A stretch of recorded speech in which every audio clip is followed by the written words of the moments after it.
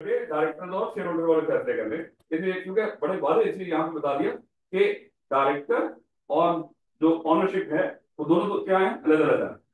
इन्होंने काम भी अलग अलग करने हैं। कोई दूसरा कॉन्सिक्वेंस बताओ मेरे बच्चे आप। परपेचुअल सक्सेशन, इस परपेचुअल सक्सेशन का मतलब बताओ। आपने सादा अल्फाज में बता दिया करो कि मालिक जैसे मर्जी चेंज होते जाएं, जैसे मर्जी में वो चार तरीके थे: मरना, गिफ्ट करना, इंस्टॉलमेंट हो जाना, या सेल कर देना। तो मेरे बच्चे मालिक जैसे मर्जी चेंज होते रहें, कंपनी अपनी जगह पे कायम रहेगी, क्योंकि कंपनी को जब खत्म करना हो उसका अपना तरीकाकार है, जो चैप्टर 12 के अंदर जाकर डिस्कस करेंगे कि हम कंपनी को प्रॉपर वाइंड अप करके डिसॉल्व करते हैं। अल्फाज के अमला, वाइंड अप करके डिसॉल्व करते हैं। क्योंकि मेरे बच्चे वाइंड अप करना कंपनी को खत्म करने का तरीकाकार होता है, ये कंपनी खत्म होना नहीं होता। वाइंड अप करके उसको डिसॉल्व करना, खत्म करना होता है। जैसे होता है ना, अल्लाह माफ करे किसी को सदाई मौत होगी, वैसे यार ऐसे अल्फाज बोलने नहीं, हमें ऐसे एग्जाम्पल ही नहीं देने। क्या पता आगे जाके काजी के खिलाफ कोई रेफरेंस आ जाए और आर्टिकल 6 लग जाए और गद्दारी की सजा मौत होती, उसे पता नहीं कितना का आइन तोड़े। वैसे मैं कह रहा हूँ अरमान तो हमारे पाकिस्तानी को यही है। नहीं बेटा, दो हो गए अभी तक कि कॉन्सिक्वेंसेज ऑफ सेपरेट पर्सनैलिटी, कि हमने कंपनी को मालिकों से अलहदा करने की वजह क्या थी उसके ऊपर, या उसके क्या कॉन्सिक्वेंसेज निकले। एक तो हमने डिस्कस कर लिया कि उसके कॉन्सिक्वेंस क्या था बोला, कि हमने ऑनर्स को डायरेक्टर से सेपरेट कर दिया। दूसरा आपने कहा कि उसमें परपेचुअल सक्सेशन होती है, कि मालिक, क्योंकि जब मालिकों से कंपनी अलहदा ही हो गई, वो अलहदा इंसान बन गई, तो मालिक जैसे मर्जी चेंज हो, कंपनी उनके साथ जुड़ी नहीं हुई, उनके चेंज होने से कंपनी पे कोई असर नहीं होता। ले बेटा, एक और भी था, तीसरा। किसने बताया था ये वाला? प्रोफेसर आप बताओ बेटा। जब कंपनी को हमने मालिकों से अलहदा कर दिया, भाई कंपनी जाने उसका काम जाने, मालिकों की लायबिलिटी फिर हमें क्या करने का मौका मिल गया? लिमिटेड। कि भाई कंपनी अपने बिजनेस की जितनी भी लायबिलिटीज होंगी, याद करो हमने डिस्कस किया था,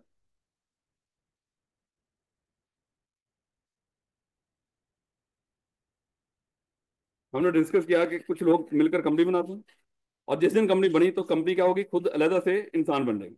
इसको अलहदा इंसान बनाने का मकसद ही ये था मालिकों से, कि भाई ये कंपनी अपनी लायबिलिटीज के लिए खुद जिम्मेदार, और कंपनी की अपनी लायबिलिटीज के लिए अपने लिहाज से कंपनी की जो खुद की लायबिलिटी होती है वो अनलिमिटेड होती है। और फिर हमने क्या कर दिया, हमने मालिकों की लायबिलिटी को क्या कर दिया, उसको लिमिटेड कर दिया। हमने कहा कि मालिकों की लायबिलिटी सिर्फ वहीं तक महदूद होगी जितना को इस कंपनी में पैसा लगाएंगे, तो लायबिलिटी लिमिटेड होगी। लो बेटा, आप ही कॉन्सिक्वेंसेज ऑफ सेपरेट पर्सनैलिटी बताओ, जल्दी करके, इकट्ठे करके तीनों। ठीक हो गया। Separation of ownership from management, ठीक हो गया।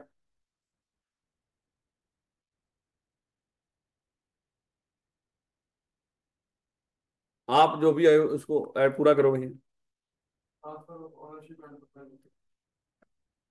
ठीक है, इसने सही बोला।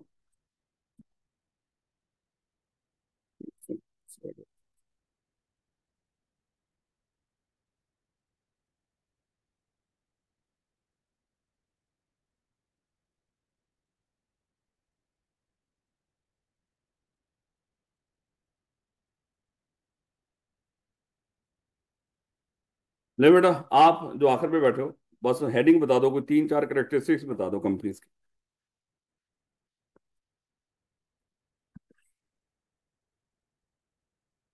अच्छा, आप बताओ, कोई तीन चार करेक्टरिस्टिक्स बताओ जल्दी करके। ठीक है। ठीक है।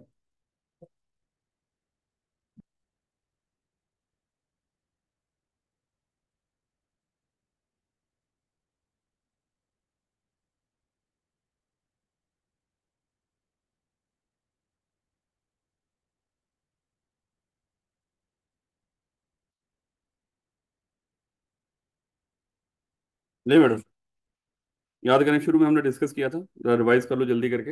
हमने कहा था तीन तरह के बिजनेस हैं: सोल ट्रेडर, पार्टनरशिप और कंपनी। सोल ट्रेडर में हमने डिस्कस किया था मालिक एक, और लाइबिलिटी कैसी होगी? अनलिमिटेड। बिजनेस की जितनी भी लाइबिलिटीज होंगी मालिक को पे करनी पड़ेंगी, क्योंकि बिजनेस की कानून की हैसियत में कोई रिकग्निशन नहीं है। यानी कि कानून बिजनेस को इंसान मानता ही नहीं वहां पे। इंसान किसको मानता है? उसके मालिक को। तो लाइबिलिटी किससे रिकवर करेगा? उसके मालिक से। सेम मामला हमने पढ़ा कि पार्टनरशिप के अंदर होगा, मालिक ज्यादा है, लेकिन मेरे बच्चे बिजनेस की अपनी कोई हैसियत नहीं होगी। हैसियत किसकी होगी? मालिकों की। क्योंकि लॉ पार्टनरशिप बिजनेस को इंसान मानता ही नहीं, वो उसके पार्टनर्स को ही इंसान मानता है, इसलिए उस बिजनेस की जितनी भी लाइबिलिटीज होंगी किससे रिकवर करेगा? उसके पार्टनर से। फिर हमने कहा कि कंपनी का मामला है, हमने यहाँ पे पढ़ा कि भाई जब आप कंपनी बना लो बिजनेस को, तो बिजनेस वो जो बिजनेस है या वो जो कंपनी है वो लहदा से खुद इंसान बन जाती है, और वो मालिकों से लहदा इंसान है। और कानून कंपनी को मालिकों से लहदा इंसान के तौर पे ट्रीट करता है। और फिर जो बिजनेस की लाइबिलिटीज होंगी वो भी कौन पे करेगी? वो कंपनी खुद पे करेगी। मालिकों की लाइबिलिटी वहां पे क्या हो जाएगी? वो लिमिटेड हो जाएगी। उसके बाद मेरे बच्चे हमने डिस्कस किया कि अगर कहीं पे कुछ सिर्फ कंपनी को डिनोट करना हो तो उसके लिए आर्टिफिशियल पर्सन या लीगल पर्सन या उसके लिए कॉर्पोरेशन या उसके लिए कंपनी या मान लो कि खाली पर्सन, इस तरह के अल्फाज बोले जा सकते हैं। और अगर नहीं जहाँ पे वो पर्सन तो दोनों के लिए होता है ना, या अगर आपने किसी जिंदा इंसान को डिनोट करना हो तो उसके लिए इंडिविजुअल और नेचुरल पर्सन, और जहाँ पे दोनों को डिनोट करना हो तो पर्सन का लफ्ज बोल दें। फिर मेरे बच्चों को याद होगा हमने करेक्टरिस्टिक डिस्कस करना शुरू की थी, वो बच्चों वाली थी कि कंपनी अपनी लायबिलिटी खुद पे करती है, अपने एसेट्स की खुद मालिक होती है। वो किसी से पैसा लेना हो तो कंपनी खुद वसूल करेगी, किसी को पे करना तो वो भी खुद ही पे करेगी। डायरेक्टर मैनेज करते हैं कंपनी को, क्योंकि कंपनी खुद आर्टिफिशियल पर्सन होती है। आर्टिफिशियल पर्सन अपने आप को मैनेज नहीं कर सकता, इसलिए उसको मैनेज करने के लिए डायरेक्टर्स होते हैं। और ये डायरेक्टर हमेशा कहाँ से अपॉइंट होते हैं? शेयर होल्डर में से, स्वाय 4 एक्सेप्शंस के। और अगर कोई कंपनी छोटी हो तो उसमें सारे के सारे शेयर होल्डर क्या बन जाते हैं? डायरेक्टर। लेकिन उसके बावजूद डायरेक्टर और शेयर होल्डर अलग अलग होते हैं। और कंपनी खुद टैक्स पे करेगी। जो अगर कोई केस बनता हो कंपनी के ऊपर, कंपनी कानून तोड़े, तो केस भी कंपनी के ऊपर बनेगा। हाँ, कुछ सिचुएशंस हैं, एक्सेप्शंस हैं कि जहाँ पे अगर मालिकों का इरादा ही गलत होगा, उन्होंने गलत इरादे से कंपनी बनाई कोई गैर कानूनी काम करने के लिए, तो फिर मेरे बच्चे कंपनी के मालिकों के खिलाफ भी या जो भी मुलव्वस होंगे उनके खिलाफ भी कार्रवाई होगी। फिर मेरे बच्चे बड़ा अहम डिस्कस किया था कॉन्सिक्वेंसेज ऑफ सेपरेट पर्सनैलिटी, कि जब ये कंपनी को हमने मालिकों से अलहदा क्यों किया है, हमने इन दोनों के दरमियान दीवार क्यों खड़ी की है कि मालिक अलहदा है और कंपनी अलहदा है। देखो हमने डिस्कस किया था कि इस टॉपिक को आगे जाके भी आपने थोड़ा सा पढ़ना है। वहां पे पूरी कंपनी को बनाने के इफेक्ट हैं या कॉन्सिक्वेंसेस हैं, जबकि यहाँ पे सिर्फ कंपनी को मालिकों से अलहदा करने के उसने कॉन्सिक्वेंसेस पूछे। और मैंने बार बार आपको रिक्वेस्ट कर रहा हूं कि पेपर के अंदर ध्यान रखना है कि कॉन्सिक्वेंसेस या इफेक्ट ऑफ सेपरेट पर्सनैलिटी पूछ रहा है, या कॉन्सिक्वेंसेस या effect of registration of A company पूछ रहा है। इसको पक्का करके पेपर में दिमाग में रखना है आपको। अगर हमने कंपनी को मालिकों से अलहदा क्यों किया, उसकी वजूहात थी कुछ।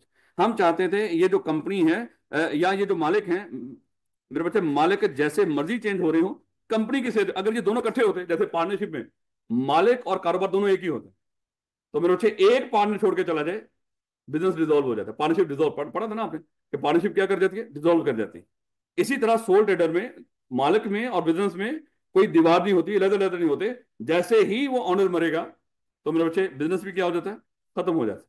लेकिन मेरे बच्चे यहां पे हमने क्या कर दिया, इन दोनों में फर्क बना दिया। मालिक अलहदा है, कारोबार अलहदा है, कंपनी अलहदा। अब मालिक जैसे मर्जी चेंज हो, कंपनी अपनी जगह पे कायम रहे। फिर हमने कहा कि भाई एक और भी वजह है, हम चाहते हैं कि मालिकों वाला स्टेटस रहता रहे और कंपनी को चलाने का जो स्टेटस है वो अलहदा हो। यानी कि जो कंपनी की ओनरशिप है वो कंपनी की मैनेजमेंट और कंट्रोल से हम अलहदा करना चाह रहे हैं। और फिर हमने डिस्कस किया था कि एक और वजह भी है, हम चाहते हैं कि मालिकों की लायबिलिटी कैसी हो? वो लिमिटेड हो। तो 3 वजूहात है मेरे बच्चे यहाँ पे। और मेरा ख्याल है कि कल उसके बाद हमने शेयर्स का कॉन्सेप्ट पढ़ना शुरू किया था मेरे बच्चे। और शेयर्स के कॉन्सेप्ट में कल हमने यहाँ पे डिस्कस किया था कि जो कंपनी बनाने वाले होते हैं, ये लाजमी हिस्सा है मेरे बच्चे। एक कंपनी, पहले तो मुझे बताओ, जो कंपनी बनाने का सोच रहे होते हैं, जो कहते हैं कि हम एक कंपनी बनाने जा रहे हैं, जैसे हम सब लोग हम सोच रहे हैं कि ऐसा करते हैं, सीएफई के नाम पे कंपनी बनाते हैं, मुझे बताएं हमारा नाम क्या होगा? हम प्रमोटर्स ऑफ द कंपनी कहलाते हैं। ये तो कंपनी का आइडिया सोचते हैं और कंपनी बनाने की कोशिश करते हैं। अभी बनी ही नहीं, अभी बनी नहीं। जब बनेगी वो कुछ और हो। जब तक हम बनाने की कोशिश कर रहे हैं और आइडिया सोच के बैठे हुए हैं, तो मेरे बच्चे इन लोगों का नाम क्या होगा? ये प्रमोटर्स ऑफ द कंपनी होंगे। और मेरे बच्चे जब ये सोचते हैं कि हमने कंपनी बनानी है, तो कंपनी कारोबार है, हमने डिस्कस किया था। और कारोबार के लिए पैसे चाहिए होते हैं। ये कंपनी बनाने वाले, फिर ये भी डिस्कस किया था, ये कंपनी बनाने वाले कंपनी बनाते वक्त ही इन्होंने सोचना होता है कानूनी तौर पर। इनकी स्वाधीन नहीं है, ये सोचे या ना सोचे, ना ना। कानून इनको कहता है कि भैया अगर आपने कोई कारोबार कंपनी बना के करना है, आपने कंपनी बनाते वक्त ही सोचना है उस कंपनी को पूरी जिंदगी में कितना पैसा चाहिए हो। और हमने कहा था कि अज्यूम कर लो ये जो मालिक हैं मिस्टर ए और बी, ये कोई कंपनी बनाने जा रहे थे। इन्होंने सोचा कि हम ये फलाना कारोबार लगाना है, तो उसके लिए शायद इस कंपनी को पूरी जिंदगी में 1 लाख रुपये चाहिए होगा। तो याद करो, हमने कहा था कि इस 1 लाख रुपए को जो इन्होंने सोचा कि शुरू में ही कि इस कंपनी को पूरी जिंदगी में चाहिए होगा, इसका नाम क्या होगा? देखो, जो कारोबार के लिए आपको पैसा चाहिए होता है उसके लिए लफ्ज हम बोल दिया करते हैं कैपिटल। ऐसा पैसा जिसे हम कारोबार को मैनेज करते हैं वो क्या कहलाता है? कैपिटल। तो मेरे बच्चे, वो पैसा जो इस कंपनी को इजाजत होगी अपने मामला को मैनेज करने के लिए पूरी जिंदगी के अंदर इकट्ठा करने की, कि ये पैसा इकट्ठा करके अपने मामला को चला लेना, तो उस कैपिटल को मेरे बच्चे लफ्ज बोलेंगे ऑथराइज कैपिटल। वो पैसा जो कंपनी पूरी जिंदगी में इकट्ठा कर सकती है मैक्सिमम अपने मामला को चलाने के लिए, वो क्या कहलाएगा? Authorise capital. और फिर मेरे बच्चे हमने डिस्कस किया था कि अब ये जो ऑथराइज कैपिटल है, ये वो पैसा जो कंपनी को चाहिए होगा। लेकिन फिर अब लोग इस कंपनी में इन्वेस्ट कैसे करेंगे? हमने कहा था कोई एक बंदा ही आ सकता है, वो सारे का सारा पैसा दे दे, अज्यूम कर लो। तो सारी कंपनी किसकी मलकियत होगी? उस एक बंदे। लेकिन अगर उसके पास 1 लाख नहीं, सिर्फ 50,000 है, तो हमने क्या किया था, हमने इस कंपनी के दो हिस्से कर दिए। फिर हमने कहा कि नहीं, वो दो बंदों से भी नहीं हो पा रहा, वो 4 लोगों से होगा। हमने कहा कि चलो ठीक है, हम इसके 4 हिस्से कर देते हैं। फिर हमने सोचा नहीं, ये तो 10 लोगों से होगा, हमने इसके 10 हिस्से कर दिए।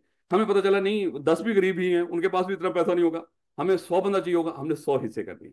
हमने कहा कि नहीं, इंतहाई गरीब हैं, इनके पास सिर्फ 10-10 रुपए ही हैं। हमने क्या किया, और पैसे कितने चाहिए इस कंपनी को चलाने के लिए? 1 लाख। और मालिकों के पास पैसे कितने कितने हैं? 10-10 रुपए। हम ऐसा करते हैं, हम कहते हैं ठीक हो गया, ये जो 1 लाख रुपया है, हम आपसे 10-10 रुपए ही ले लेते हैं और इस कंपनी का आपको हिस्सेदार बना देते हैं। इसके हिस्से कितने कर देते हैं? 10,000 हिस्से। यानी कि ये जो शेयर्स होते हैं, एक्चुअली हमने कंपनी को हिस्सों में बांटा होता है।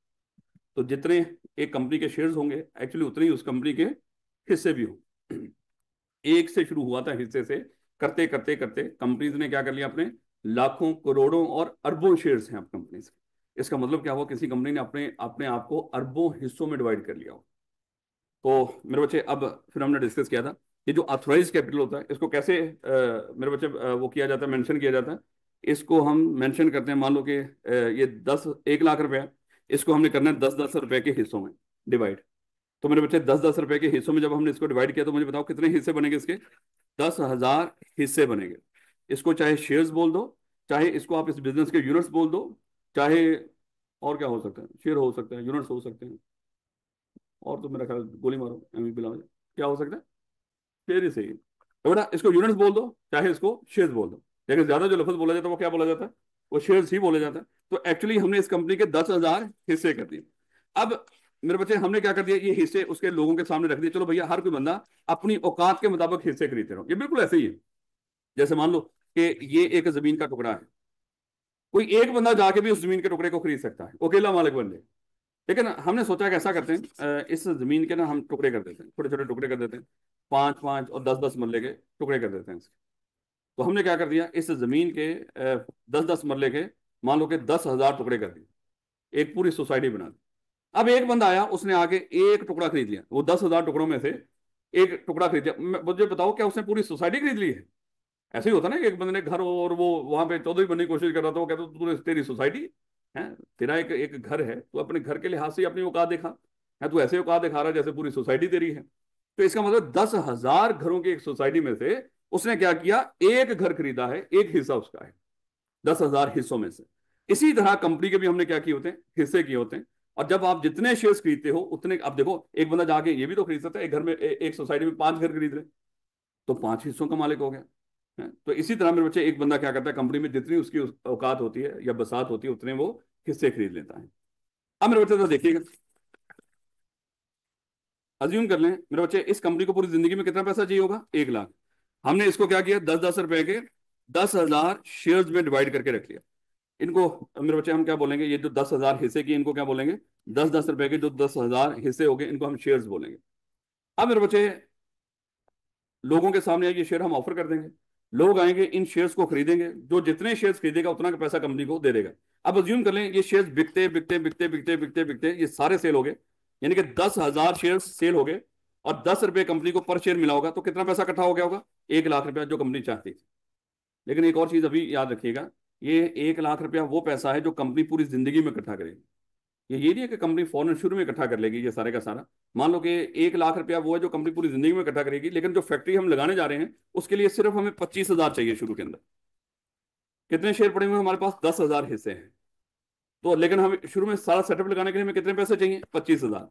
हम ये नहीं करेंगे कि 10 के 10,000 शेयर बेच देंगे, नहीं नहीं, मुझे बताओ इसमें से कितने शेयर बेच दें 10 रुपए के लिहाज से कि हमारे पास 25,000 इकट्ठा हो जाए। तो शुरू में हम क्या करेंगे, सिर्फ 2500 शेयर बेचेंगे 10 रुपए के लिहाज से, हमारे पास 25,000 इकट्ठा हो जाएगा, हम फैक्ट्री लगा देंगे। आगे कुछ सालों के बाद, कुछ महीनों के बाद बिजनेस को मजीद एक्सपेंड करना है, हमने कहा कि हमें मजीद 2500 या 25,000 और चाहिए। हम क्या करेंगे, 2500 शेयर और बेच देंगे। 5,000 शेयर हम बेच भी दिए, लेकिन अभी भी हमारे बैलेंस में कितने पड़े हुए हैं? 5,000 शेयर अभी भी पड़े हुए हैं।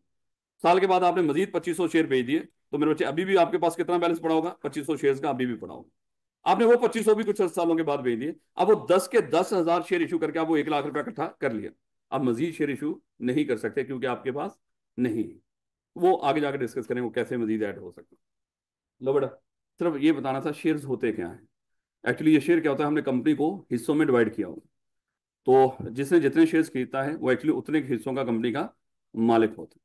और जब आप किसी कंपनी के शेयर्स खरीदते हो, बदले में क्या मिलता है आपको? डिविडेंड। और डिविडेंड जो मिलता है, मान लो कि इस साल कंपनी कहती है हम 10% डिविडेंड देंगे। 10% डिविडेंड का मतलब क्या होगा बोला? एक बंदे ने 100 रुपए के शेयर खरीदे हैं, 100 रुपए का 10% क्या होता है बोला?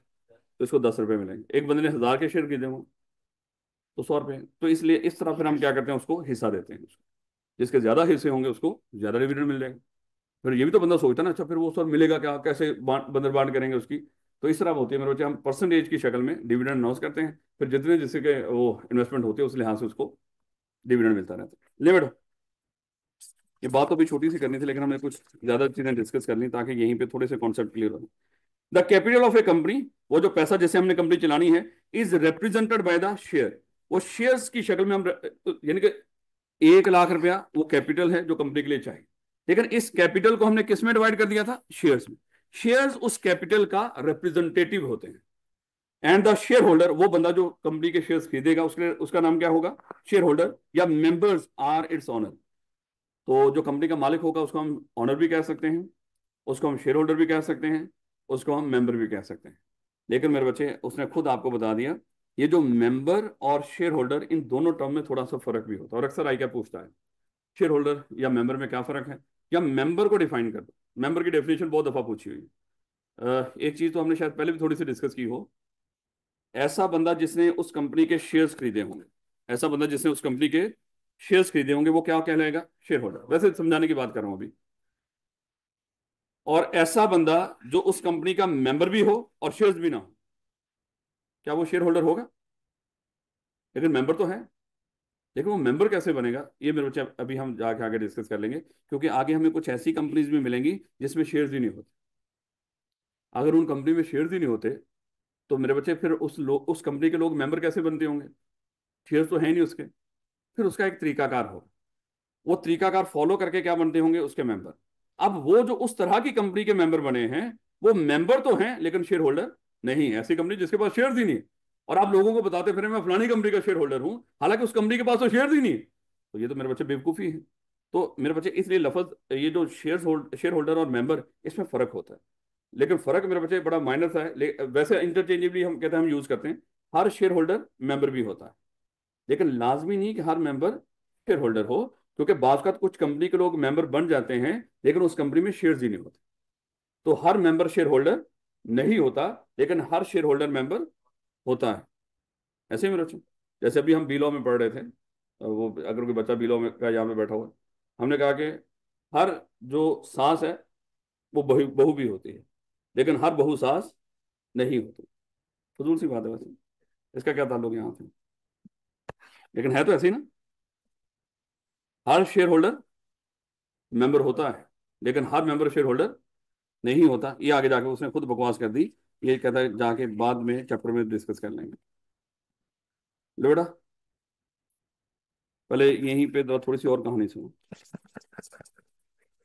ये जो कंपनी बनाने वाले थे प्रमोटर, जो कंपनी बनाने का आइडिया सोचते हैं और कहते हैं हम ये कारोबार करेंगे, तो हमने उनका नाम रखा था प्रमोटर।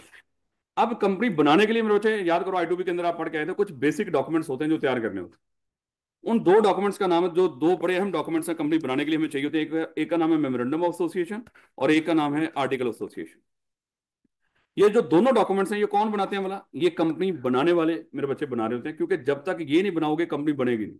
इसका मतलब क्या हुआ, अगर हम सब लोग मिलकर एक कंपनी बनाना चाहते हैं तो मेरे बच्चे हम उसके प्रमोटर्स कहलाएंगे।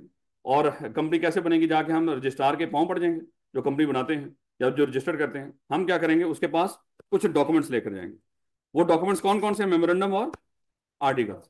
ये जो ऑथोराइज कैपिटल होता है ना, ये जो शुरू में हमने कैपिटल लिखा है, ये मेमोरेंडम में बकायदा हमने लिखना होता है शुरू के अंदर ही। ये कानूनी रिक्वायरमेंट है, जब मेमोरेंडम लेकर आओ ना, आप उसमें लिख कर लाओ कि इस कंपनी को पूरी जिंदगी में कितना पैसा चाहिए होगा, उसको नंबर ऑफ शेयर्स और पर शेयर जो प्राइस होंगे वो लिखकर उसमें लेकर आओ। ये कानूनी रिक्वायरमेंट है। हम क्या करेंगे, उसमें वो चीज लिखकर जाके रजिस्ट्रार के पास जमा करवाएंगे।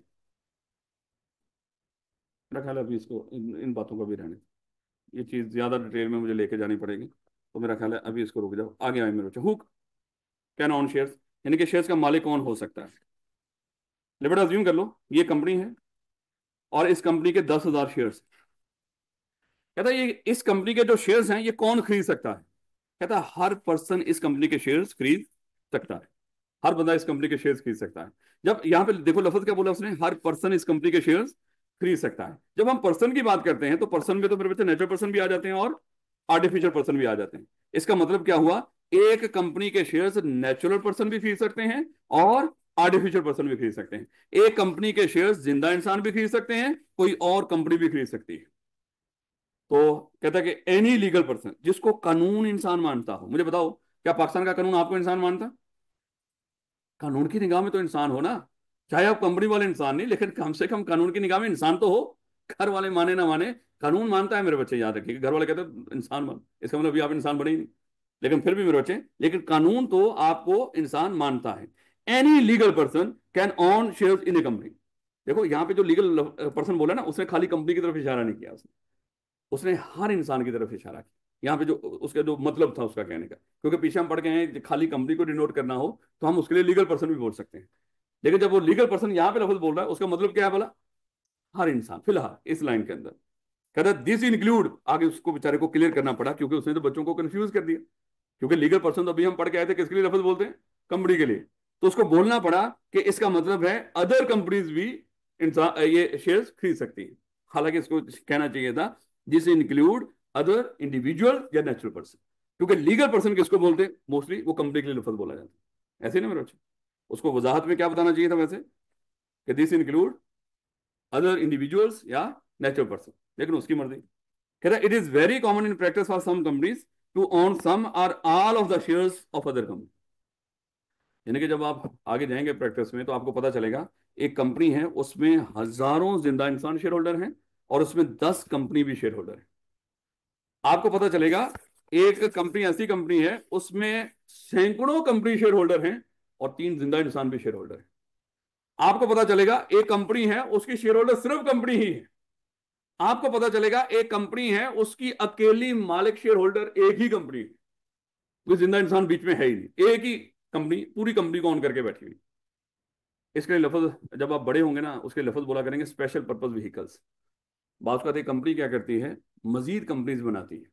जैसे मान लो CFE, ये CSCC का कॉलेज है और ये कंपनी है। हमें पता चला कि आजकल पाकिस्तान के अंदर सोलर का कारोबार बड़ा चल रहा है।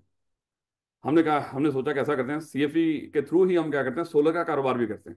लेकिन हमने कहा कि ये तो वक्ती तौर पे कारोबार है, जैसे आते हैं और एकदम जब सारे लोग सोलर लगवा लेंगे, और ये एक ऐसी प्रोडक्ट है जो रेगुलरली चेंज नहीं होगी, ये 15-20 साल चलेगी। जब लोग सोलर लगवा लेंगे तो फिर उसके बाद हम किसको लगा के देंगे, और ये बिजनेस क्या हो जाएंगे, ये स्लो पड़ जाएंगे। और एट द एंड ये जिसको कहते हैं ठप होना, ठप अप होना, क्या कहते हैं उसको, ठप हो जाना खाली है। तो ये मेरे बच्चे ये क्लोज ही हो जाएंगे सादा अल्फाज में। तो यहाँ पे हमने सोचा कि बजाय कि हम CFE के नाम से ही सोलर का कारोबार करें, ऐसा करते हैं कोई और एनर्जी का कोई नाम लेते हैं। मान लो कि कोई भी फास्ट एनर्जी सॉल्यूशंस, कुछ इस नाम से हमने क्या कर दिया, एक और कंपनी बना ली। तो उस कंपनी की मालिक कौन होगा, CFE। अकेले CFE ने कोई और कंपनी बनाई, ताकि कल अगर ये कंपनी डूब भी जाए, इसको कोई नुकसान हो भी जाए, कम से कम CFE के ऊपर कोई बंदा ये नहीं कहेगा ये CFE की थी। और CFE के शेयर्स मार्केट में प्रॉपर सेल हो रहे होंगे, क्योंकि लोगों को पता ही नहीं कि ये जो कंपनी डूबी है इसकी हकीकत में मालिक कौन थी, वो CFE थी। तो बाज़ कंपनीज क्या करती हैं, कोई और नया कारोबार करने के लिए जिसमें रिस्क हो, वो अपने पुराने नाम पे, मेन नाम पे नहीं करती, बल्कि उसके लिए क्या करती हैं, अलग से कंपनी बना लेती है। तो फिर उस कंपनी की सारी मालिक कौन होती है, ये मेन कंपनी। तो इसलिए उसने अल्फाज क्या बोले, कहता है it is very common in practice for some companies to own some या all of the share of other companies. कि बाज़ एक कंपनी बाज़ किसी और कंपनी के कुछ शेयर खरीद के बैठी होती है, या बाज़ किसी और कंपनी के सारे शेयर ही उसके पास होते हैं। जब सारे शेयर उसके पास है, इसका मतलब उस कंपनी की मालिक कितनी है, एक अकेली मालिक है। मतलब उस कंपनी के ऑनर्स कितने, एक। तो वो कौन सी कंपनी होगी, सिंगल मेंबर कंपनी। याद रखोगे इस बात को थोड़ी बहुत। अगरचे ये सारी बातें ना आगे डिटेल में आनी है, बात का मेरा दिल कर होता है ये चीज़ मैं यहीं पे बता दूं, लेकिन फिर आपकी तरफ देख रहा होता हूँ, ये ना हो कि बेचारे ओवरलोड हो जाए, मासूम बच्चे हैं। ले बेटा, अभी हमने डिस्कस किया था कि अगर ये मिस्टर ए और बी इस कंपनी के 1,000 शेयर खरीदे मेरे बच्चे, 1,000 शेयर खरीदे मिस्टर ए ने, और मिस्टर बी ने भी मेरे बच्चे इस कंपनी के 500 शेयर खरीद रखे हैं, और भी बड़े सारे मालिक हैं। लेकिन आपके सामने जो मालिक है वो कौन है, मिस्टर ए और मिस्टर बी। मिस्टर ए के पास 1,000 शेयर हैं और मिस्टर बी के पास 500 शेयर हैं। अब मेरे बच्चा कहता है कि ट्रांसफर ऑफ ऑनरशिप। अब इस कंपनी के जब तक शेयर इनके पास हैं, ये उस कंपनी के मालिक हैं, ऑनर हैं। लेकिन मेरे बच्चे मुझे बताएं, क्या ये अपनी ऑनरशिप किसी और को ट्रांसफर कर सकते हैं? बिल्कुल कर सकते हैं। मेरे बच्चे मुझे बताएं कि मिस्टर ए अपनी ट्रांसफर जो ऑनरशिप है वो किसी और को कैसे ट्रांसफर कर सकता है? गिफ्ट कर दे। भाई उसने क्या किया, उसने उसके बच्चे ने अभी अभी सीए क्वालिफाई किया, उसने क्या क्या याद करेगा, ये सीएफई लिमिटेड है, इस सीएफई लिमिटेड के मेरे पास 1000 शेयर थे, जाते रहे हो। तो उसने गिफ्ट कर दिया उसको। मेरे बच्चे गिफ्ट भी हो सकता है या क्या हो सकता है, सेल। उसके मोहल्लेदार ने उसको कहा कि यार मिस्टर ये तू अमीर होता जा रहा है, तेरे पास ऐसा क्या है? उसने कहा कि मेरे पास सीएफई लिमिटेड के शेयर थे, भाई बड़ा डिविडेंड आ रहा है, उस वजह से मैं अमीर हो रहा हूँ। उसने कहा कि यार मुझे भी, तो उसने कहा कि ले खरीद ले। उसने क्या कर दिया, उसको सेल कर दिया। तो ऑनर कौन बन गया? वो मोहल्लेदार। मान लो कि मिस्टर ए की डेथ होगी, तो मिस्टर ए की डेथ के बाद मान लो कि उसके दो बच्चे हैं, मिस सी और मिस डी, उसके दो बच्चे हैं। तो मेरे बच्चे इसके मरने के बाद उसकी ऑनरशिप किसको ट्रांसफर हो जाएगी? उसके बच्चों को। तो मालिक कौन बन जाएंगे? वो बच्चे। तो मेरे बच्चे डेथ के ऊपर उसके जो लीगल रिप्रेजेंटेटिव होंगे वो क्या बन जाएंगे? उसके मालिक बन जाएंगे। ऑनरशिप क्या होगी? ट्रांसफर होगी। या हमने चौथा डिस्कस किया था, मिस्टर ए इंसॉल्वेंट हो गया। अगर मिस्टर ए इंसॉल्वेंट हो गया, इसकी सारी प्रॉपर्टी ऑफिशियल असाइनी के पास। ऑफिशियल असाइनी ने देखा इसका जो क्रेडिटर है वो कोई मिस्टर एक्स है जिसने इस बंदे से पैसे लेने थे। उसने क्या किया, इस कंपनी के जो 1000 शेयर थे, जो ऑफिशियल असाइनी था, उसने किसको ट्रांसफर कर दिए? उसके क्रेडिटर मिस्टर एक्स। तो ये भी मेरे बच्चे, आप उस मिस्टर ए की जगह पे मालिक कौन बन गया? Mister x. तो ऑनरशिप क्या होगी? ट्रांसफर होगी। तो ऑनरशिप, ये जो शेयर्स हैं, ये ऐसे ही जैसे आम हाउसिंग सोसाइटी में आपने प्लॉट खरीदा, तो मेरे बच्चे वो प्लॉट भी तो आगे ट्रांसफर हो सकती है ना उसकी ऑनरशिप। ये शेयर्स भी क्या होते हैं? ये प्रॉपर्टी ही होती है, आपकी इन्वेस्टमेंट ही होती है, बिल्कुल उसी तरह जिस तरह आपने किसी हाउसिंग सोसाइटी का प्लॉट खरीद के रखा हो। तो चाहे कोई सोना खरीद के रखा हो, कुछ भी, ये प्रॉपर्टी है। प्रॉपर्टी का मतलब कुछ भी हो सकती है आपकी, कोई भी एसेट आपका। तो जैसे वो ट्रांसफर हो सकते हैं, उसी तरह ये भी ट्रांसफर हो सकते हैं। मुश्किल बात तो नहीं। क्या शेयर्स में, या ये किसी कंपनी के अगर किसी बंदे ने शेयर खरीद रखे हैं, क्या उसकी ऑनरशिप ट्रांसफर हो सकती है? ऐसा तो नहीं कि जिस बंदे ने शेयर खरीद लिए अब वही मालिक रहेगा, वो आगे किसी को बेच ही नहीं सकता। क्या उसकी ऑनरशिप ट्रांसफर ही नहीं हो सकती? ऑनरशिप हर कंपनी की ट्रांसफर हो सकती है। हाँ, कुछ जगहों पे ट्रांसफर के ऊपर रिस्ट्रिक्शन लगी होती है, और कुछ जगहों पे, ये आपने आई में पढ़ा, प्राइवेट कंपनी में ट्रांसफर के ऊपर रिस्ट्रिक्शंस होती हैं। पब्लिक कंपनी में ट्रांसफर के ऊपर कोई रिस्ट्रिक्शंस नहीं होती। और याद करो, शायद हमने पहले भी पढ़ा हो कहीं पे, ये दो अल्फाज, रिस्ट्रिक्शन और प्रोहिबिशन, ये अल्फाज पहले हमने कहीं पढ़े हैं। यहाँ पे ना हमारी किताब के अंदर दो लफ्ज बोला करेगा। एक होगा ये फलाना काम करने के ऊपर रिस्ट्रिक्शन है, या कहीं पे बोला करेगा ये फलाना काम करने के ऊपर प्रोहिबिशन है। रिस्ट्रिक्शन वो चीज होती है जिसको आप कर सकते हो, लेकिन करने के लिए कुछ रिक्वायरमेंट्स पूरी कर लो फिर कर सकते हो, ये नहीं कि हो ही नहीं सकता। और प्रोहिबिशन होता है कि जो काम आप कर ही ना सकते हो, जैसा हमारे उसमें, हमारे दीन में हराम है कुछ चीज, वो कर ही नहीं सकते आप। लेकिन मेरे बच्चे कुछ चीजें हैं कि आप कुछ रिक्वायरमेंट्स पूरी करो उसके बाद वो चीज कर सकते हो। तो मेरे बच्चे कुछ चीजें रिस्ट्रिक्शन और कुछ प्रोहिबिशन। तो शेयर ट्रांसफर हो सकते हैं, ऑनरशिप ट्रांसफर हो सकती है। हाँ, कुछ कंपनीज के अंदर शेयर ट्रांसफर करने के ऊपर रिस्ट्रिक्शन है, प्रोहिबिशन किसी जगह पे भी नहीं। याद रखोगे इस बात को। और रिस्ट्रिक्शन कहाँ पे बोला? प्राइवेट कंपनी के ऊपर। उसकी भी वजह है, जब आगे जाएंगे पता चल जाएगा, क्योंकि प्राइवेट कंपनी में मैक्सिमम 50 मेंबर होते हैं। ये ना हो कि एक बंदा अपने शेयर पकड़ के 20 लोगों को बेच दे, पहले ही उसके जो शेयर होल्डर हों वो मान लो कि 49 हों, वो लिमिट में काम कर रहे थे, एक बंदे ने पकड़ के अपने शेयर 10 लोगों में बांट दिए, उनको बेच दिए। तो भैया मेंबर तो मान लो कि उनके 50 से भी क्रॉस कर गए, तो काम खराब हो गया। इसलिए वहां पे शेयर ट्रांसफर के ऊपर क्या होती है? रिस्ट्रिक्शन होती है। कुछ इजाजत लो, इजाजत लेकर फिर आप उसको आगे ट्रांसफर कर दो। देखो वहां पे प्राइवेट कंपनी में जो बंदा शेयर होल्डर है, खुदा ना खासा वो इमोर्टल है, वो मरेगा नहीं। वो मरेगा भी ना, तो जब मरेगा उसके शेयर्स क्या हो जाएंगे? ट्रांसफर हो जाएंगे उसके लीगल रिप्रेजेंटेटिव को। इसका मतलब ट्रांसफर तो होंगे, ये नहीं कि ट्रांसफर होते ही नहीं, लेकिन उसके लिए क्या है, कुछ रिक्वायरमेंट्स। मुश्किल बात तो नहीं हो रही। कहता है कि the shares can be transfer easily, sell करके भी, गिफ्ट करके भी, या इनहेरिटेंस। कौन सा मिस किया इसने? इंसॉल्वेंसी, क्योंकि इंसॉल्वेंसी भी एक ट्रांसफर का तरीकाकार है। Without seeking any approval from owners as oppose to partnership. ये क्यों कह रहा है? मेरे बच्चे अज्यूम कर लो हम सब लोग यहाँ पे सीएफई के पार्टनर्स बैठे, और मैंने आपको कहा कि बेटा देखो, मैं अब बुजुर्ग हो गया, अब मुझसे ये कारोबार नहीं होते, आप ऐसा कर लो, मैं ये चाहता हूँ कि मैं अपनी जगह पे अपने बेटे को पार्टनर बना देता हूँ, मैं खुद निकल रहा हूँ यहाँ से। तो मेरे बच्चे मुझे बताओ, क्या मैं अपनी मर्जी से, मैं यहाँ पे अगले दिन आया ही नहीं खुद अपनी मर्जी से ही, चले मानो कि मैंने आपसे डिस्कस ही नहीं किया, अगले दिन मैं आया ही नहीं, और मेरी जगह पे यहाँ पे आ गया मेरा बेटा, उसने आगे आपके साथ वो पार्टनर बन गया। आपने उनसे पूछा तू कौन? उसने कहा कि मैं इसे तरह करके। उसने कहा कि भाई तू इधर क्या कर रहा है, तेरा अब्बा किधर है? वो कहा कि अब्बे ने कहा कि मैं आज से पार्टनर बना लूंगा। भाई ऐसे थोड़ी होता है। अब वो पता नहीं उसकी अकल किस तरह की होगी, है वो कितना सियाना होगा। आपने तो मुझे इसलिए पार्टनर बनाया था ना कि जरा राणा साहब थोड़ी बहुत अकल भी है इनके अंदर, है। तो एक सियाने बंदे को देखो, पार्टनरशिप में क्या होता था, एक पार्टनर कुछ गलत करेगा, उसकी गलती सारे पार्टनर भुगतेंगे। तो हमने किसी पागल को अपने साथ पार्टनर बनाना है? ताकि वो पागलपन करता रहे और हम उसको भुगतते रहे। इसलिए मेरे बच्चे सोच समझ के पार्टनर बनाना होता है। तो इसलिए वहां पे पार्टनरशिप के अंदर कानून था, अगर एक पार्टनर जा रहा हो तो मेरे बच्चे वो बाकी पार्टनर से इजाजत लेके जाएगा, और अपनी जगह पे किसी और को बैठा रहा हो तो बाकी सारे पार्टनर से पूछ के बैठाएगा अपनी जगह। कंपनी में ऐसे नहीं होता। आपके पास शेयर्स हैं, आप जैसे मर्जी किसी को आगे ट्रांसफर कर दो, बाकी मालिकों से पूछने की जरूरत नहीं होती। याद रखोगे इस बात को। और सिंगल ओनर में तो रौला ही को नहीं ना होता। वहां पे तो एक ही मालिक है, वो जैसे मर्जी अपनी मलकियत को ट्रांसफर कर ले, उसमें तो रौला ही कौन। रौला कहाँ पे होता है? पार्टनरशिप में। और फिर अगेन रौला नहीं कंपनी के अंदर, जैसे मर्जी अपनी ओनरशिप ट्रांसफर कर दो, बाकी किसी मालिक को एतराज नहीं होगा।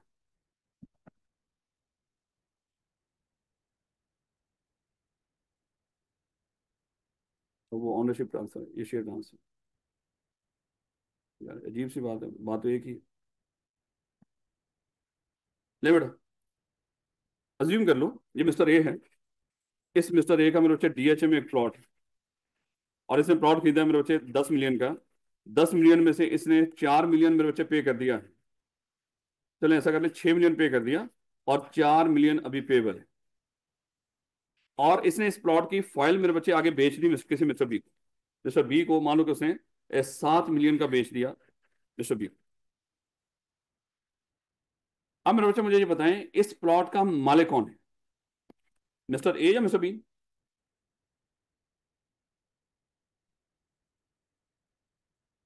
इस प्लॉट का मालिक कौन है? Mister B. ऐसे कह रहे हो ना? मुझे ये बताओ, 1 साल के बाद इस प्लॉट की कीमत बढ़ के होगी, मान लो ये जो 10 मिलियन का प्लॉट था, इसकी टोटल कीमत मैं बता रहा हूं आपको, 10 मिलियन का था, इसकी मार्केट वैल्यू होगी 15 मिलियन। ये जो ऊपर का 5 मिलियन इजाफा हुआ है, मुझे बताओ अब ये मिस्टर ए का हुआ है या मिस्टर बी का हुआ है? क्योंकि मेरे बच्चे उसकी ऑनरशिप क्या हो गई थी, ट्रांसफर हो गई थी। उसका जो फायदा है, जो राइट क्रिएट हुआ है, वो किसका हुआ है? मिस्टर बी का। अब मेरे बच्चे मुझे एक चीज बताओ, क्या इस प्लॉट के ऊपर कुछ पेमेंट पेबल भी थी अभी? वो किसने पे करनी है, ए ने या बी ने? वो भी बी पे करेगा। मेरे बच्चे जब ऑनरशिप ट्रांसफर होती है तो राइट्स और ऑब्लिगेशन दोनों ट्रांसफर होंगे। राइट क्या है? उस प्लॉट के ऊपर हक भी आपका, और उसकी अगर कोई वैल्यू बढ़ेगी वो भी आपकी। लेकिन मेरे बच्चे ऑब्लिगेशन क्या है? अगर उसके ऊपर कोई अमाउंट अभी पेबल थी तो वो मेरे बच्चे अमाउंट कौन पे करेगा? अब आप पे करेंगे। जैसे अक्सर होता है, लगी होती है एक गाड़ी है, मान लो कि होंडा सिविक है, उसने कह रखा है कि आप ऐसा कर लो, ये होंडा सिविक मुझसे 30 लाख की खरीद लो। आप तो पागलों की तरफ पहुंच जाएंगे वहां पे, पकड़ भाई 30 लाख रुपए हैं, ये दे दे मुझे। तो बाद में पता चलेगा उसने ये गाड़ी लीज पे ले रखी है, और अभी तक उसने लीज पेमेंट जो कर रखी है, मान लो कि 1 करोड़ में से अभी तक उसने सिर्फ 20 लाख की पे कर रखी है।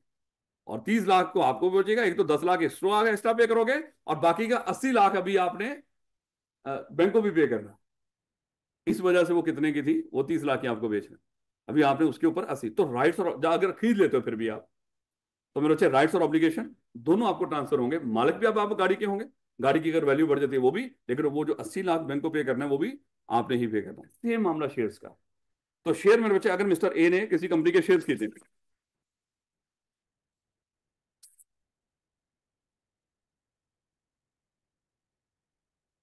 मेरे बच्चे ये मिस्टर ए है, इसने इस कंपनी के 1,000 शेयर खरीदे, चलो 100 कर लो, 10 रुपए का एक शेयर है। मुझे बताएंगे इसकी वैल्यू कितनी बनती होगी? 1,000 रुपये। इसने कंपनी से कितने के शेयर खरीदे थे? 1,000 के। और ये बात थी मेरे बच्चे, मान लो कि 1 जनवरी 2020 में मिस्टर ए ने कंपनी से 1,000 के शेयर खरीदे। लेकिन उस वक्त मिस्टर ए के पास ना मेरे बच्चे सिर्फ 800 रुपया था। 800 रुपया था। उसने कंपनी को कहा था कि भाई आप ऐसा कर लो, मुझसे ये 800 रुपया ले लो और मुझे ये 100 शेयर दे दो। तो कंपनी ने कहा था कि भैया आपके तो 1,000 बनते हैं सर। उसने कहा था कि 200 रुपया में आप उधार कर लो, मैं बाद में पे कर दूंगा। तो 200 रुपया मेरे बच्चे इन शेयर्स के ऊपर क्या था? पेबल था। अब जरा एक चीज दिमाग में रखिएगा, ऐसे शेयर्स जिनके ऊपर आपने कुछ अमाउंट पे कर दी हो और कुछ पे करने वाली रहती हो, ऐसे शेयर्स को हम कहते हैं ये पार्शली पेड शेयर्स। ऐसे शेयर्स जिसके ऊपर कुछ अमाउंट कंपनी को मिल गई हो और कुछ मिलने वाली हो, इसको क्या बोलते हैं? Partially paid. बेटा पुराने वक्तों की बात है, शेयर्स कंपनी उधार पे भी बेचा करते थे, उधार पे शेयर सेल हो जाया करते थे। लेकिन जब ये नए कानून आए, कंपनी एक्ट 2017, तो मेरे बच्चे इसने आके उधार के ऊपर शेयर बेचने पे पाबंदी लगा दी। उसने कहा कि आज के बाद जो भी कंपनी जितने के शेयर बेचेगी, पहले पूरा पैसा वसूल करेगी, उसके बाद अगले बंदे को शेयर देगी। अगर पूरा पैसा वसूल किए बगैर किसी कंपनी ने किसी को शेयर्स दे दिए, डायरेक्टर्स के खिलाफ कानूनी कार्रवाई होगी। लेकिन पुराने वक्तों में यह मामला, हाँ, इसलिए हमारी किताब में अभी भी जिक्र करेगा पार्शली पेड शेयर का, जो पुराने वक्तों में था। तो मेरे बच्चे, पार्शली पेड शेयर्स का पता चल रहा है कौन से होते हैं। ये तो वैसे ही जनरल सी बात है। एक ऐसा बच्चा यहाँ पे जो पूरी फीस पे करके बैठा हुआ है, वो तो फुली पेड है। लेकिन ऐसा बच्चा जो जिसने आधी फीस पे कर दी और आधी भी पे करने वाली है, तो उसके लिए लफ्ज क्या बोलेंगे, ये पार्शली पेड है। तो मेरे बच्चे, पुराने वक्तों में पार्शली पेड शेयर भी हुआ करते थे, जब आपने कुछ पैसा पे कर दिया और अभी कुछ पे करने वाला रहता हो। लेकिन आज के दौर में नहीं है। आज के दौर में ये किताबों में मोस्टली आपको कॉन्सेप्ट नहीं नजर आएगा, क्योंकि हम कंपनी लॉ पढ़ रहे हैं। जो पिछली बातें थी वो कहीं ना कहीं उसका जब रेलिवेंट बात कर रहा होगा तो शायद उसका जिक्र बीच में आ जाए। तो इसलिए मेरे बच्चे उसने ये जिक्र किया होगा आपकी किताब के अंदर कि मिस्टर ए ने क्या किया, 100 शेयर खरीदे 10 रुपए के, 1000 बनता था, 800 पे कर दिया, लेकिन 200 रुपया पे अभी पेबल था। मिस्टर ए के पास आया कोई मिस्टर बी, मिस्टर बी ने कहा कि भैया ये शेयर मुझे सेल कर दो। मिस्टर बी ने कहा किया, ये शेयर मिस्टर बी को, मिस्टर ए ने कहा कि ये शेयर मिस्टर बी को सेल कर दी।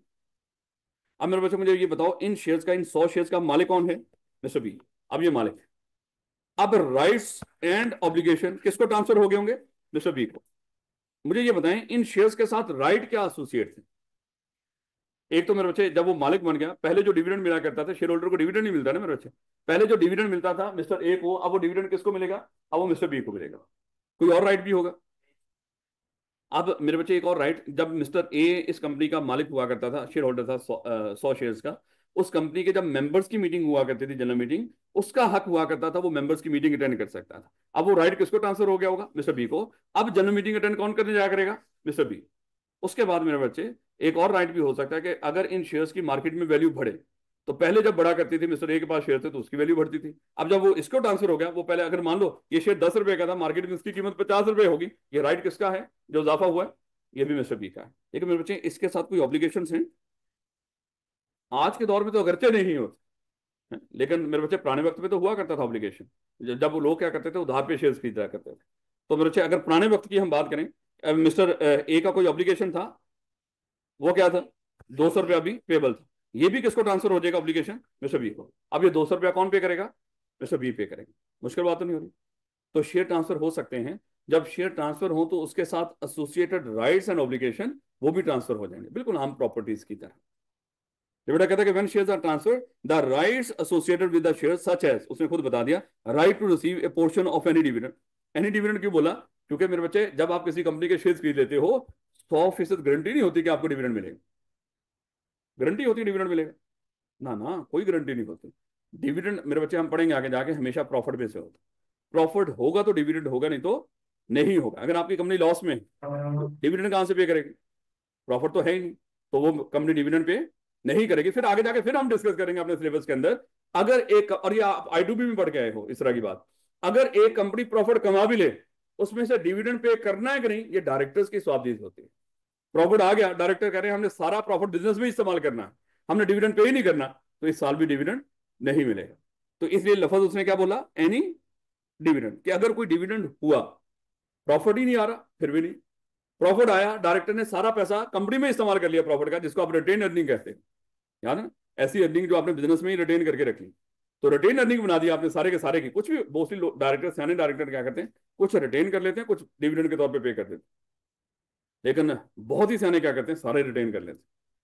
और बहुत ही बेवकूफ क्या करते हैं, सारे ही डिविडेंड के तौर पे दे देते हैं। ये बहुत ही बेवकूफ क्या होते हैं, अपनी नौकरी बेचा रहे होते हैं, जैसे हमारी गवर्नमेंट के अंदर होते हैं। एक सियाना बंदा आया था बीच में, वो मेरे बच्चे, वो फ्यूचर के लिए भी कुछ प्रोजेक्ट्स लगा रहा था, और अभी करंट भी लगा रहा था, ताकि अगले इलेक्शन में आवाम को कुछ नजर आ जाए। ये ना हो कि बिल्कुल ही अंधेर। लेकिन मोस्टली जो उसकी कोशिश थी वो क्या थी, वो फ्यूचर की थी, कि फ्यूचर में जाके सेहत, एजुकेशन, जो जो बड़ी बेसिक नीड है हमारी, इसके ऊपर जरा बच्चों लोगों को, उसने एक मुनसफाना तलीमी निज़ाम, मुनसफाना अदालती निज़ाम, हर चीज़ को मुनसफाना करने की कोशिश कर रहा है।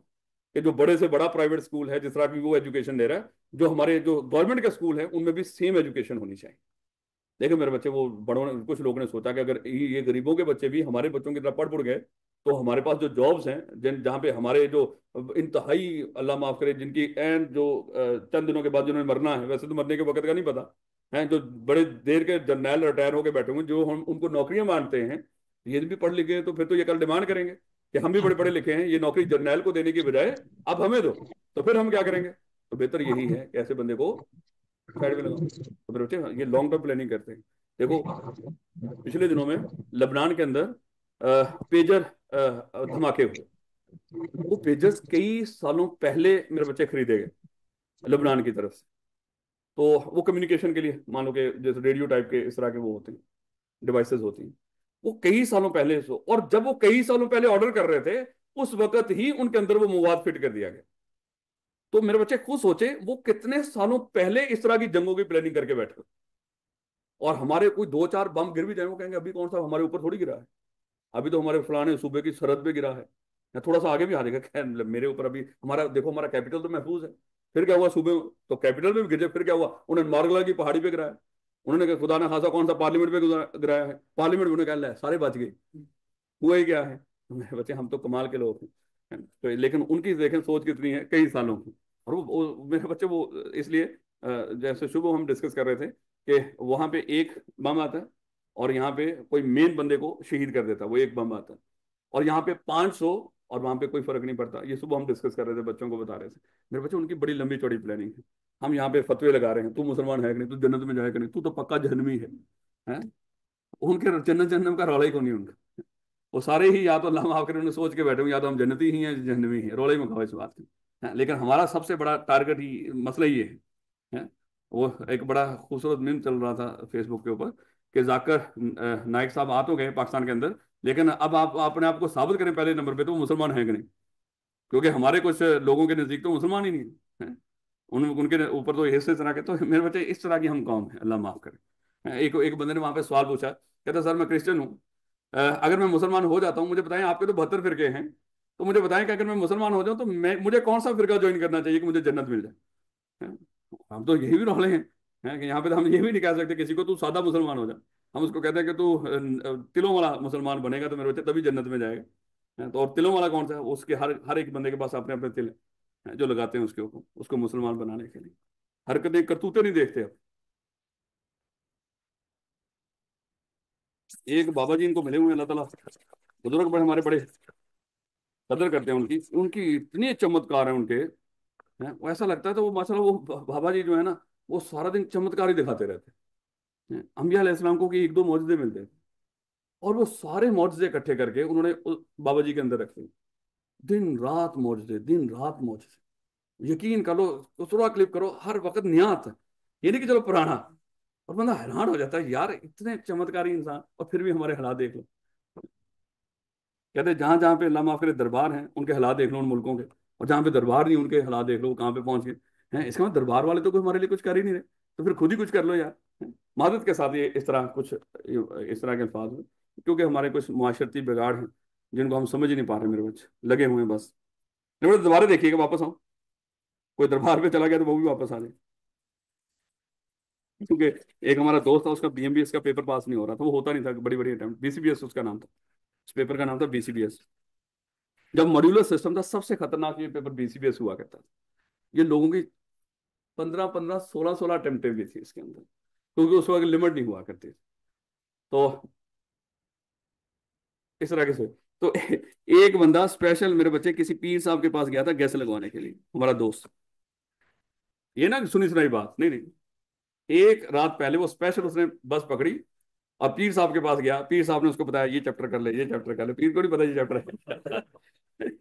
लेकिन उसने निशान लगा के लेकर आया था। फिर उसकी एक और अटेम्प्ट लगी, पास हो गया था उसके बाद, लेकिन एक अटेम्प्ट के बाद। लेकिन उसने कहा कि वो बाबा जी ने बताया था, लेकिन उस वक्त क्योंकि मैंने बाबा जी का बताया हुआ एक चैप्टर नहीं किया था, इसलिए फेल हो गया। लेकिन पास में बाबा जी की वजह से ही हूँ। जैसे हमारे बच्चे रेगुलर सेशन पढ़ते हैं कहीं पे, उसके बाद आखिरी दिनों में कोई 2-3 दिन की रिवीजन होती, और वो पेपर देते हैं, वो पास हो जाते, सारा क्रेडिट रिवीजन को दे देते। जो आप में कुछ नॉलेज था ना मेरे बच्चे, वो रेगुलर क्लास की वजह से था। है वो तो एक पोचा सोचा होता है, बस ठीक है बच्चा रेडी है, इसको थोड़ा सा निखार दो। उस निखार की वजह से हम समझते हैं कि हम क्या हो गए, पास हो गए। और हम कहते हैं कि इसी रिवीजन की वजह से पास हुए, तो वो तो मान लो वही सारा कुछ। ये जुल्म करते हैं मेरे बच्चे हम लोग। खैर, हमारी भी रिवीजन होगी आकर के ऊपर जाके इंशाल्लाह एक और। लेकिन आपको अटेंड करने की जरूरत नहीं। Hello when shares are transfer, the rights associated with the share such as the right to receive a portion of any dividend paid by the company or right to attend and vote at general meeting. यानी कि meeting को attend करने का, members की meeting को क्या लफ्ज बोलते हैं बोला, जनरल मीटिंग। और बोर्ड मीटिंग यानी कि डायरेक्टर्स की meeting of the company are transfer to the new owner. वही बात मेरे बच्चे, राइट्स एंड ऑब्लिगेशन भी नए ऑनर को ट्रांसफर हो जाएंगे। बेटा परपेचुअल सक्सेशन भी अभी हमने डिस्कस कर ली थी। कहता था change in ownership or even the death or bankruptcy. अच्छा यहाँ पे जाके उसने चौथा आपको बता दिया। कहता कि जब ऑनरशिप चेंज हो रही होगी, चाहे किसी के मरने पर हो रही हो, चाहे अगर कोई बंदा बैंक हो गया हो। बैंक, फिर मैं अगेन बता रहा हूं, अगर मिस्टर ए बैंक हो गया तो इसके सारे एसेट इसके क्रेडिटर में बांट दिए जाएंगे, और एसेट्स के अंदर या प्रॉपर्टीज के अंदर शेयर्स भी होंगे। तो शेयर्स भी इसके क्रेडिटर के पास चले जाएंगे, और मालिक इसकी जगह पे कौन आ जाएगा? इसके क्रेडिटर्स।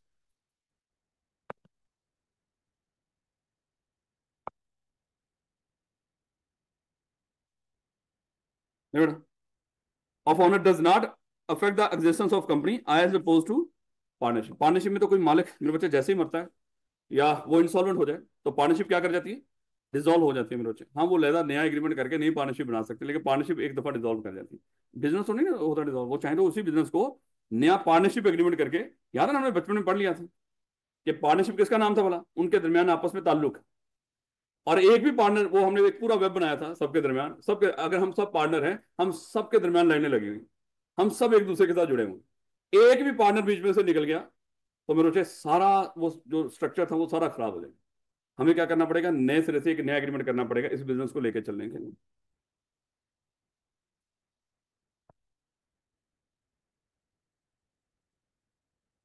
ले बेटा, जरा जल्दी जल्दी इसको देखिएगा। हम पढ़ने जा रहे हैं लाइबिलिटी का मामला, कंसेप्ट ऑफ लिमिटेड लाइबिलिटी। मेरे बच्चे यहीं पे जरा पहले सुन लो, फिर चाहे आप इसको रीड करके आइएगा, कल हम यहाँ पे क्लास में रीड कर लेंगे। कंपनी के मामले में तीन तरह के लोग हैं। ए कंपनी बनाने वाले, जिनको हम कंपनी के शेयर होल्डर या मेंबर्स भी कहते हैं। और ए कंपनी चलाने वाले, जिनको हम कंपनी के डायरेक्टर्स कहते हैं। और एक मेरे बच्चे कंपनी खुद। तो आपके सामने यहाँ पे तीन इंसान हैं, कंपनी खुद भी एक इंसान है। तो तीन तरह के मेरे बच्चे इंसान हैं, एक, दो और ये तीन, तीन तरह के इंसान है आपके सामने। अब इन तीनों तरह के इंसानों की हम लाइबिलिटी डिस्कस करने जा रहे हैं कि इनकी लाइबिलिटी कैसी होगी कंपनी के मामला में। तो सबसे पहले तो मेरे बच्चे मुझे ये बताएं, अब आपको ये तो समझ आ गई होगी कि जब हम ये जो मालिक है इन्होंने जब कंपनी बनाई होगी, कंपनी और ये मालिक दोनों क्या हो गए? लहदा लहदा हो गए होंगे। और मालिकों की लाइबिलिटी कैसी होगी? लिमिटेड। और लिमिटेड किस हद तक बोला? जितने वो कंपनी कंपनी के शेयर खरीदेगा वहीं तक। कल वो कंपनी डूबेगी तो मेरे बच्चे एक्चुअली शेयर खरीद, मान लो कि कंपनी एक एक कश्ती है और वो चल रही है। आपने भी क्या कर लिया? उसके ऊपर एक हिस्सा खरीद लिया। हिस्सा खरीद के आपने उस कंपनी में क्या रख दिया? पैसे रख दिए। और कंपनी, वो कश्ती चलते चलते डूब गई है। आपको लग रहा है कि वो आपके पैसे फेंक के वह तू अपने पकड़ में डूबने लगी, तो आपके पैसे तो उसमें पड़े हुए हैं, वो तो लेकर डूबेगी।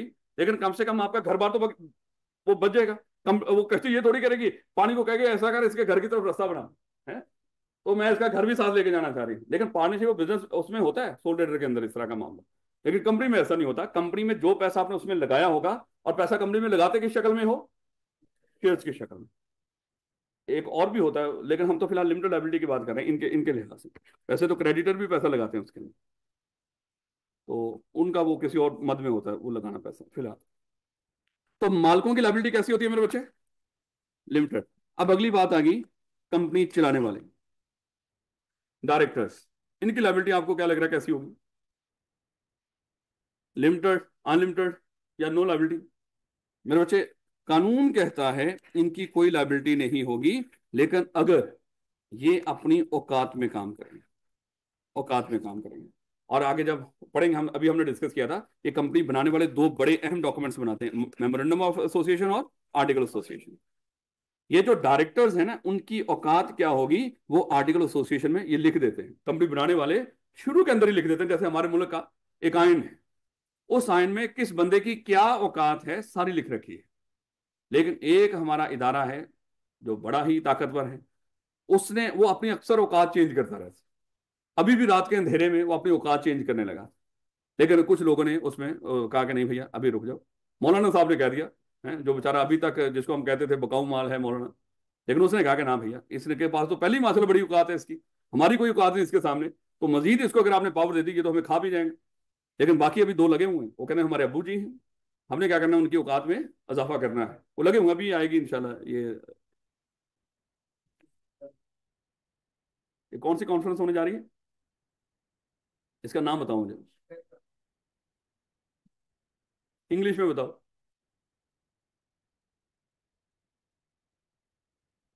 SCO।